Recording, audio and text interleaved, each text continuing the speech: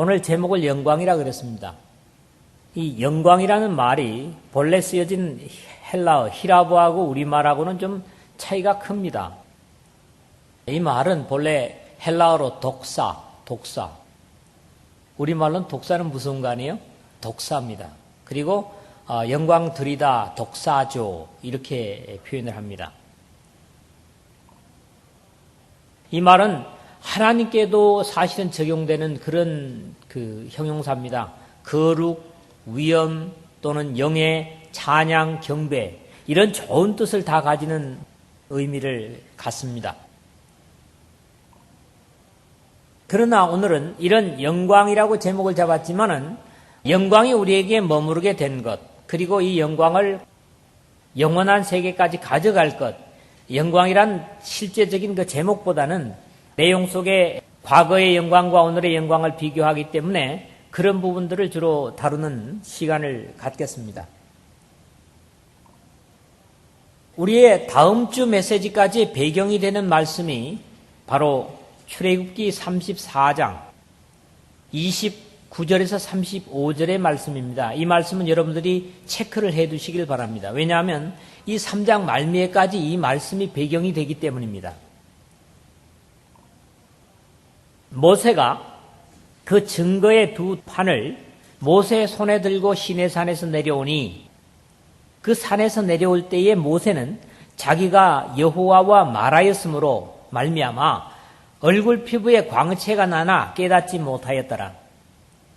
아론과 온 이스라엘 자손이 모세를 볼 때에 모세의 얼굴 피부에 광채가 남을 보고 그에게 가까이 하기를 두려워하더니 모세가 그들을 부르매 아론과 회중의 모든 어른이 모세에게로 오고 모세가 그들과 말하니 그 후에야 온 이스라엘 자손이 가까이 오는지라. 모세가 여호와께서 시내산에서 자기에게 이르신 말씀을 다 그들에게 명령하고 모세가 그들에게 말하기를 마치고 수건으로 자기 얼굴을 가렸더라.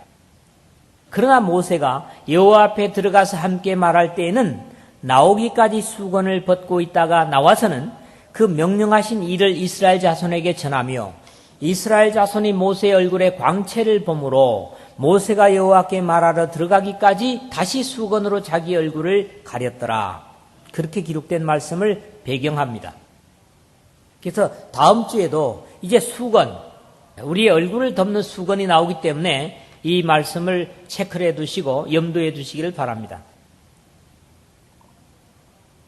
이것은 모세가 범죄한 이스라엘인에서 깨뜨려버린 첫 번째 받은 십계명의 돌판이 아니라 다시 이 문제를 해결하고 회막이라고 하는 특별한 데 여호수아를 두고 그리고 모세만 다시 하나님 앞에 올라가서 두 번째로 시내산에서 하나님으로부터 받아가지고 내려올 때의 그 이야기입니다. 첫째는 이런저런 것들을 40일간 산속에서 하나님과 교제를 했지만 그런 근거들을 죄악 때문에, 이스라엘의 죄악 때문에 사실은 볼 수 없었습니다. 두 번째 10개의 돌판을 들고 내려오는 모세의 얼굴에 광채가 났다는 거죠. 하나님과 깊은 교제를 갖고 있었던 모세의 얼굴에는 하나님의 영광의 광채가 반사되어 나타났고 여태껏 그런 것을 경험하지 못했던 백성들은 이것으로 인해서 두려워해서 모세의 얼굴을 바라볼 수가 없었던 것입니다. 구약 성경에 이것은 육신의 삶에서 주어졌지만 복음 속에서의 하나님의 백성들의 영광은 불신의 사람들 앞에 나타날 것입니다. 그리고 그것으로 하나님께 영광을 돌리게 될 것이라고 예수님께서 이 땅에 계실 때 직접 말씀을 하셨습니다. 이같이 너희 빛이 사람 앞에 비치게 하여 그들로 너희 착한 행실을 보고 하늘에 계신 너희 아버지께 영광을 돌리게 하라. 마태복음 5장 16절에 그렇게 말씀하시는데 너희 빛이 사람들에게 비치게 하라. 여러분, 제 얼굴에 빛이 비쳐요? 한참 어떤 사람이 그러죠. 여기 광채 나는 거 보라고 사기쳤죠. 보이는 빛은 없습니다. 근데 이 빛이 뭐라고요? 세상과 구별된 착한 행실이라는 겁니다. 세상 사람들과 다른 삶을 빛이라고 묘사를 하는 거예요, 예수님께서. 그리고 바울은 이것을 산 제사로 표현하고 있습니다. 굉장히 의미가 깊죠. 그러므로 형제들아, 내가 하나님의 모든 자비하심으로 너희를 권하노니 너희 몸을 하나님이 기뻐하시는 거룩한 산 제사로 드리라. 이는 너희가 드릴 영적 예배니라. 로마서 12장 1절이죠. 불신자들 앞에서 착한 행실로 하나님께 영광을 돌리는 것이 곧 산 제사다. 우리 박명사 명제께서 기도하면서 그런 말씀했어요. 주일날 와서 모양만의 기도인이 아닌 매일매일 하나님 앞에 서는 기도인이 되게 되려면 참 그건 합당한 기도입니다. 그렇죠. 우리가 다른 세상 사람들과 구별된 삶이 됨으로써 하나님께 영광을 돌리는 매일매일의 제사가 되는 겁니다. 그걸 지금 여기서 빛이라고 말씀하는 거지요. 예전에도 하나님과 가까웠던 모세의 얼굴에 영광이 나타났다면 오늘의 복음 시대에는 세상과 구별된 성결이 영광이 될 것이고, 이 영광은 이 세상을 떠날 때까지 가지고 갈 영광이요 영원 속에서도 지속되는 영광이 될 것입니다. 안타까운 것은 이 역사의 종말이 되어질수록 이 영광이 흐려질 것이라는 사실입니다. 그러한 영적인 어두움과 세상의 죄로 어두워진 말미에 주님께서 반드시 오시겠다고 약속하고 계시기 때문에 우리가 더욱 경성해야 함을 일깨워 주시는 말씀입니다. 하나님의 빛을 따라 삶으로 그 빛을 세상 사람들에게 착한 행실로 전함으로 오늘도 변함없이 여러분의 삶 속에 하나님의 광채가 충만하시는 삶이 되시기를 주의 이름으로 부탁을 드립니다. 첫 번째로는 6절의 말씀입니다. 그가 또한 우리를 새 언약의 일꾼 되기에 만족하게 하셨으니 율법 조문으로 하지 아니하고 오직 영으로 함이니 율법 조문은 죽이는 것이요 영은 살리는 것이니라 그랬습니다. 하나님께서 오늘 여러분을, 우리를 새 언약의 일꾼 되기에 만족하게 하셨다 이렇게 말씀하십니다. 얼마나 감사합니까?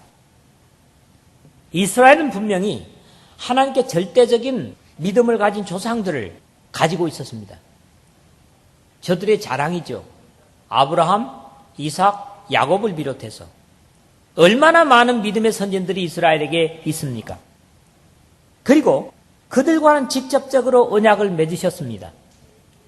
세계가 다 내게 속하였나니 너희가 내 말을 잘 듣고 내 언약을 지키면 너희는 모든 민족 중에서 내 소유가 되겠고 너희가 내게 대하여 제사장 나라가 되며 거룩한 백성이 되리라.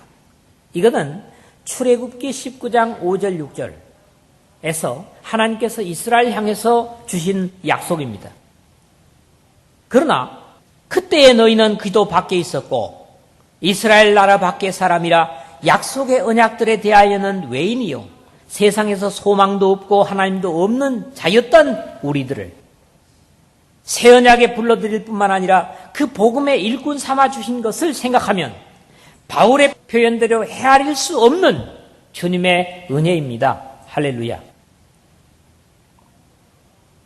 그가 또한 우리를 새 언약의 일꾼 되기에 만족하게 하셨으니라는 표현은 분명히 바울 자신만을 두고 하는 표현이 아니라 고린도 교회를 비롯해서 오늘 여기에 있는 우리 모두를 아우르는 고백입니다.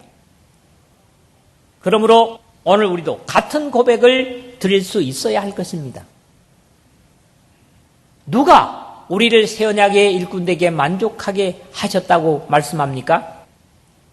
바로 온 우주와 인류의 하나님이시요 이 죄악의 땅에 자신의 독생자를 아끼지 않으시고 십자가의 제물로 내어주신 우리의 구세주 예수 그리스도의 아버지이신 하나님이십니다.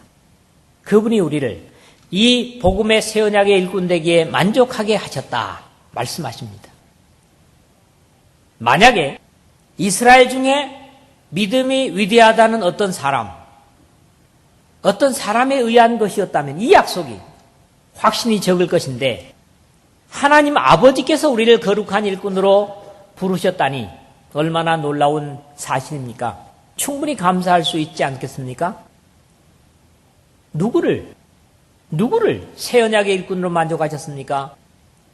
이스라엘의 후손이 아닌 우상 섬기던 어리석기 짝이 없던 우리, 어리석기 짝이 없던 나를 새 언약의 일꾼 되기에 만족하게 하셨다.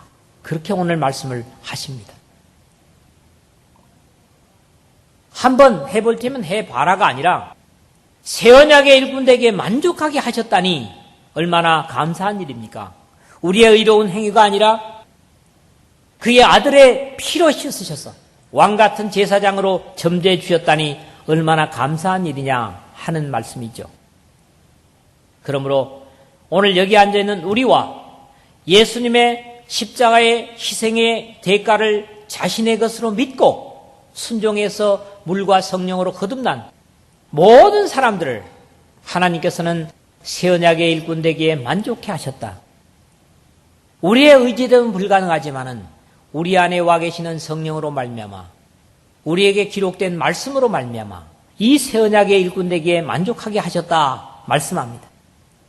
그리고 이 일은 무엇보다도 죽이는 일이 아니라 살리는 일의 일꾼이 되게 했다는 것. 여기 율법조문으로 하지 아니하고 오직 영으로 하매니 율법조문은 죽이는 것이요 영은 살리는 것이니라.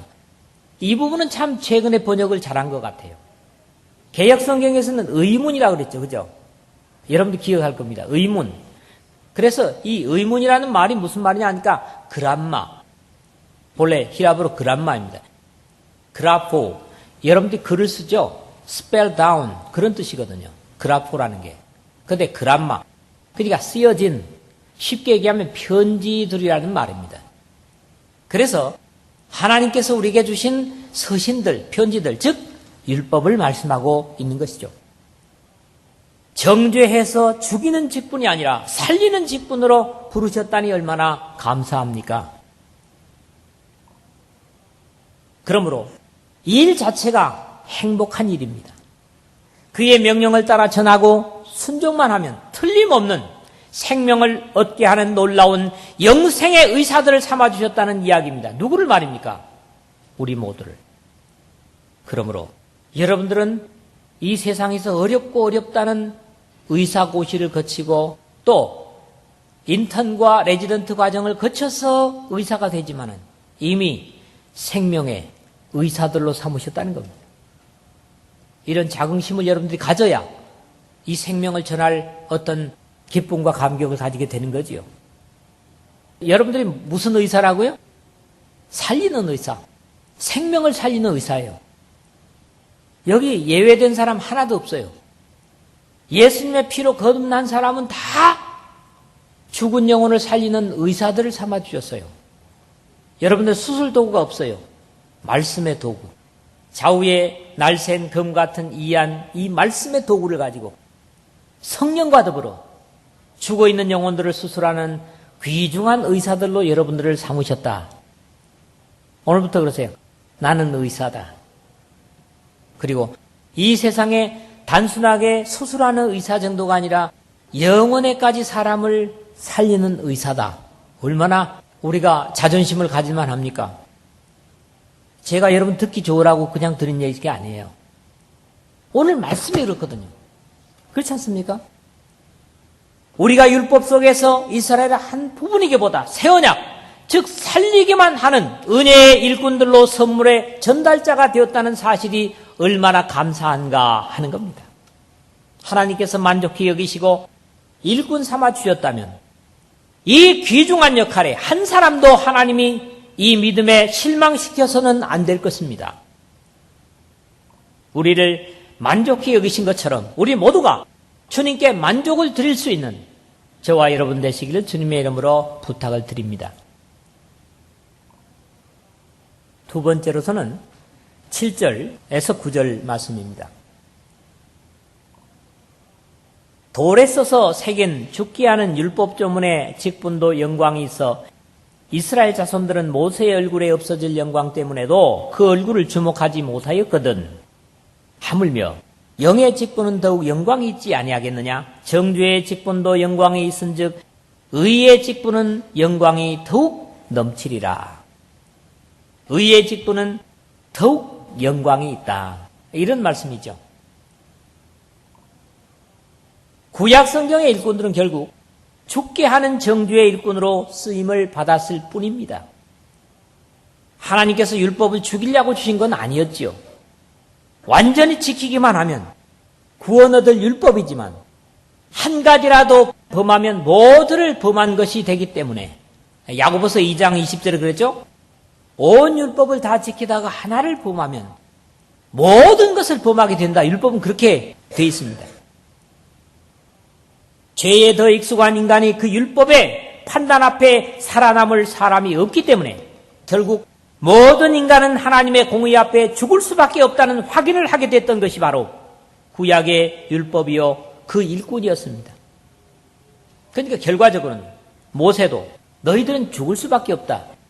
죽어야 된다. 이것을 선언한 일꾼이었다는 거죠. 뒤에 가서 또 이런 비유를 하겠습니다만은 참 끔찍한 일이 될 수 있죠.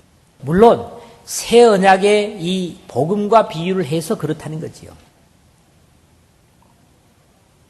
그렇기 때문에 구약 성경의 가장 마지막 선지자요 이 땅에 오신 예수 그리스도를 소개한 세례 요한조차도 마태복음 11장 11절에서 뭐라고 합니까? 예수님께서 내가 진실로 너희에게 말하노니 여자가 낳은 자 중에 세례 요한보다 큰 이가 일어남이 없도다. 여기서부터가 중요합니다. 그러나 천국에서는 극히 작은 자라도 그보다 크니라. 누가복음 7장 28절에도 주님께서 직접 말씀하신 것입니다. 그렇습니다. 아무리 하찮은 믿음을 가진 사람일지라도 거듭난 사람은 구약의 마지막 선지자인 세례 요한보다도 훨씬 중요한 위치를 가진다고 하는 사실을 여러분들이 아셔야만 합니다.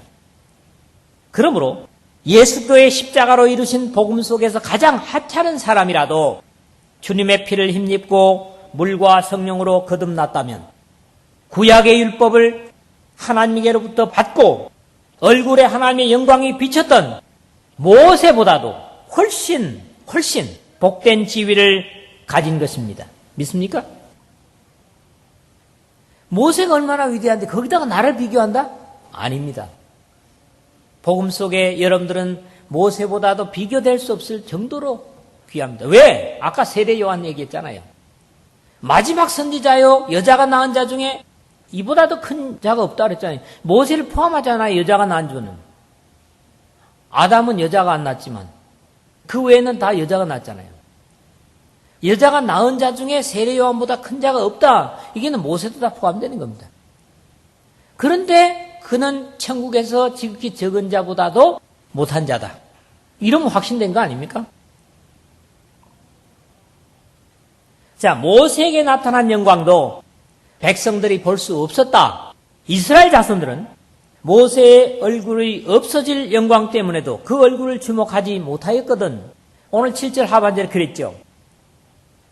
사실 짐승의 피와 번제로 제사를 드리고 사죄를 받은 하나님의 백성들도 하나님의 공의 앞에 두려워서 모세 얼굴에 잠시 나타난 영광도 볼 수 없었지만 복음 속에서 우리는 바로 그 영광에 들어가게 하셨다. 그 빛에 들어가게 하셨다. 이렇게 성경이 말씀을 하고 있습니다.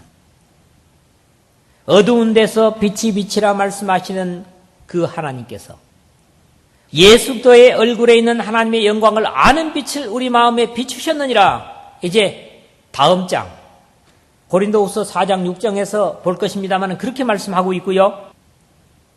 베드로전서 2장 9절 하반절에는 너희를 어두운 데서 불러내 그의 귀한 빛에 들어가게 하시니라고 말씀합니다. 빛이 그냥 반사되는 정도가 아닙니다. 조금 가서 5장 10절 상반절에도 보니까 모든 은혜의 하나님 곧 그리스도 안에서 너희를 부르사 자기의 영원한 영광에 들어가게 하시니 영광에 들어가게 하셨어요. 우리로. 여러분들은 그냥 잠시 비치는 빛을 반사하는 정도가 아니라 우리를 하나님께서 영광에 들어가게 하셨어요. 그러니까 여러분들은 다 하나님의 영광 안에 거하는 자들입니다. 믿습니까? 그런 자긍심을 가져야죠. 그러므로 모세보다 비교될 수 없는 영광의 직분을 우리가 받았다는 것에 대한 확신을 가져야만 합니다. 하물며 영의 직분은 더욱 영광이 있지 아니하겠느냐 8절에 그랬다고. 절대로 완전한 비유는 될 수 없겠지만 제가 이런 비유를 드리고 싶습니다. 죽은 사람을 장례하는 장의사보다도 사람을 살리는 의사의 일이 얼마나 영광스럽습니까? 장례를 잘 치러줘도 야, 그 참 장의사 우리 아버지를 어머니를 참 깨끗하게 보내줬다 볼 때는 그러죠. 그러나 그 장의사를 늘 기억합니까? 그렇지 않죠. 장례를 잘 치러준 사람은 곧 잊어버리지만 죽을 목숨을 살려주면 평생을 감사하는 세상의 차이와도 같은 겁니다. 이 직분의 차이인 거예요. 정죄의 직분도 영광이 있은즉 의의 직분은 영광이 더욱 넘치리라. 무기징역을 선고하는 법원 판사도 위험이 있어 보이고 영광스럽게 보이지만 어떤 입장에서든지 사람을 살려주는 사람의 영광은 이 세상에서도 귀하게 여깁니다. 그렇지 않습니까? 이번에 일본에 지금 원자로 때문에 난리가 났지요. 그걸 보면서 우리는 그런 생각합니다. 우리 대한민국 사람들이라면 그 피폭되면서 자기가 당연히 죽을 그런 입장인데 거기 접근해서 그런 짓을 하겠는가? 죄송합니다. 제가 믿음이 적은가요? 그런데 그들은 어떻습니까? 자기 목숨을 내던지면서 피폭되면서 그 원자로에 접근을 합니다. 그 사람이 50명에서 181명에서 지금 더 불어났어요. 전기 연결한다고. 그걸 보면서요. 아하, 그렇구나. 무릎을 치게 된 게 있습니다. 그게 뭐냐 하면 2차 대전 때 일본 공군 조종사들이 미군 군함에 가서 부딪혀 죽잖아요. 가미까제 특공대. 여러분 기억하죠? 자기를 죽여서 그 군함을 파쇄하겠다는 거예요. 그런 어떤 일본의 저력이 이번에도 그 방사능 낙진을 맞아가면서도 그 방사능을 잡아보겠다고 스스로를 던지는 그들 속에 나타나는 게 아닌가. 그래서 이것은 하나님을 경외함으로써 그러는 것이 아니라 어떻게 보면 국가에 대한 충성심이 또 인류의 휴머니즘, 인간에 대한 어떤 정성이 남다르다고 하는 것을 우리가 느끼게 되는 거지요. 하물며 영원한 영광의 사람을 데리고 들어가는 일이야 얼마나 영광스럽겠습니까? 우리 모두에게는 이 놀라운 권세와 역할이 주어졌다고 제가 여러분들에게 확인을 시켜드렸습니다. 때로는 이 일을 적극적으로 하려 할 때 이 세상에서는 어려움을 당할 수도 있을 것입니다. 왜? 세상은 빛의 일꾼들을 싫어하기 때문입니다. 그들과 구별된 성결의 백성들을 싫어하기 때문입니다. 모든 은혜의 하나님, 곧 그리스도 안에서 너희를 부르사 자기의 영원한 영광에 들어가게 하시니가 잠깐 고난 당한 너희를 온전하게 하시며 굳건하게 하시며 강하게 하시며 털을 견고하게 하시리라. 베드로전서 5장 10절의 말씀입니다. 이 세상에서 우리가 이 빛에 들어간 자들로서 빛을 발산하게 될 때 사람들은 그 빛을 절대로 좋아하지 않는. 왜? 자기들의 어두움의 수치가 드러나기 때문입니다. 빛과 생명에 속한 의의 직분이 우리에게 주어졌고 이것은 결코 우리가 썩힐 수 없는 귀중한 직책입니다. 이 같은 놀라운 일꾼으로 부름받은 영광의 직책을 잘 활용하여 영광에서 더욱 영광으로 빛나는 오늘 이 말씀과 함께하는 저와 여러분 되시기를 주님의 이름으로 부탁을 드립니다. 세 번째는 10절에서 11절입니다. 영광 되었던 것이 더 큰 영광으로 말미암아 이에 영광될 것이 없으나 없어질 것도 영광으로 말미암았은즉 길이 있을 것은 더욱 영광 가운데 있느니라. 새 언약 속의 영광은 영원히 있을 것이다. 이런 말씀이죠. 여기서는 옛 언약에 대한 새 언약의 우월함을 최고로 표현을 하고 있습니다. 마치 태양이 떠오르면 달빛이 쓸모없어져 버리는 것과 같이 하나님으로부터 율법을 직접 받았던 모세의 영광은 예수 그리스도의 십자가의 복음 아래 가치를 잃고 말았습니다. 이것은 복음으로 말미암아 율법의 기능이 소멸되었다고 율법에 대한 이해를 단적으로 드러내고 있는 것이죠.